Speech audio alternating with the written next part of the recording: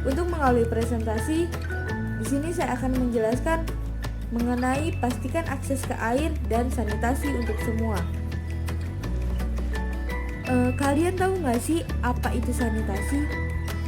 Sebelumnya di sini saya akan menjelaskan mengenai pengertian sanitasi. Sanitasi merupakan segala upaya atau perilaku pembudayaan manusia yang dilakukan untuk mencegah bahwasanya manusia agar terhindar dari kotoran ataupun bahaya lainnya. Nah, harapan ini merupakan usaha untuk menjaga dan meningkatkan kesehatan dari manusia itu sendiri. Tentu saja, air itu kan sangat diperlukan untuk manusia dan juga merupakan bagian penting dari dunia yang ingin kita tinggali. Dan air yang bersih juga sangat penting dari dunia ini, terutama untuk kehidupan.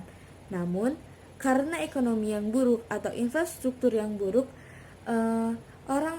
jutaan orang, bahkan anak-anak meninggal di setiap tahunnya karena penyakit yang berkaitan dengan pasokan air yang tidak memadai, sanitasi maupun kebersihan.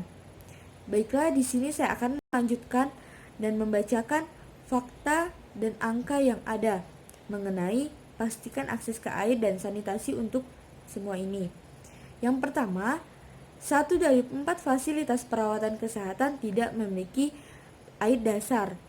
Yang ketiga, 3 dari 10 orang tidak memiliki akses layanan air minum yang aman.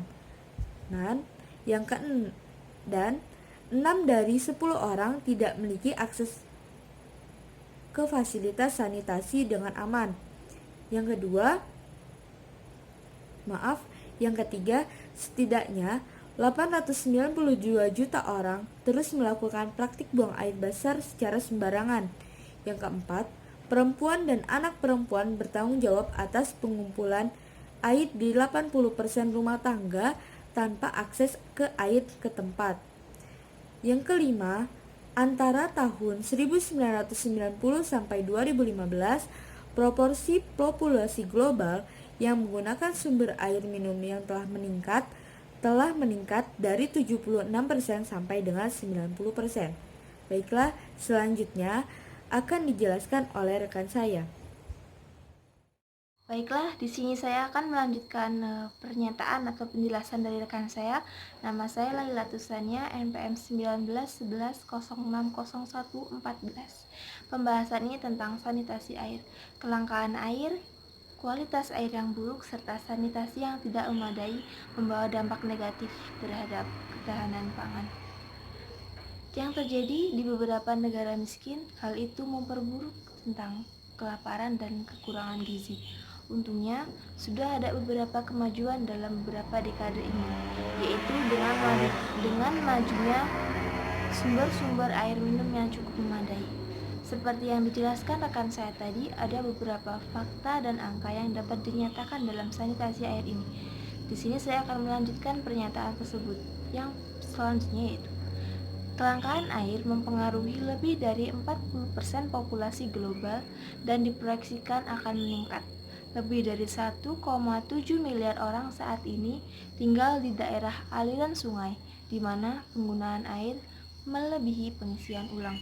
Selanjutnya yaitu 2,4 miliar orang tidak memiliki akses ke layanan sanitasi dasar seperti toilet dan jamban. Selanjutnya, lebih dari 80% air limbah yang dihasilkan dari aktivitas manusia dibuang ke sungai atau laut tanpa menghilangkan polusi.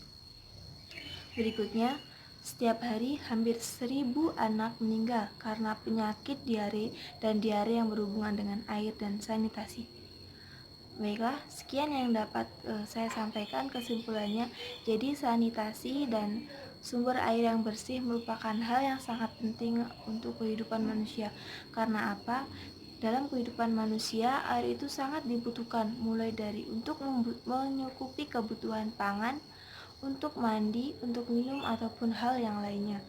Jadi sebaiknya kita sebagai manusia, makhluk ciptaan Allah Subhanahu wa taala, harus menjaga keadaan air yang ada di muka bumi ini. Jika terjadi kekeringan, maka kita mempunyai rencana-rencana ataupun strategi-strategi yang dapat membantu pada saat kita kekurangan air. Kita menghemat air dalam penggunaan sehari-hari, tidak boros air, dan sebagainya. Baiklah, sekian yang dapat saya dan teman saya sampaikan. Apabila ada kesalahan saya mohon maaf. Kami akhiri. Wassalamualaikum warahmatullahi wabarakatuh.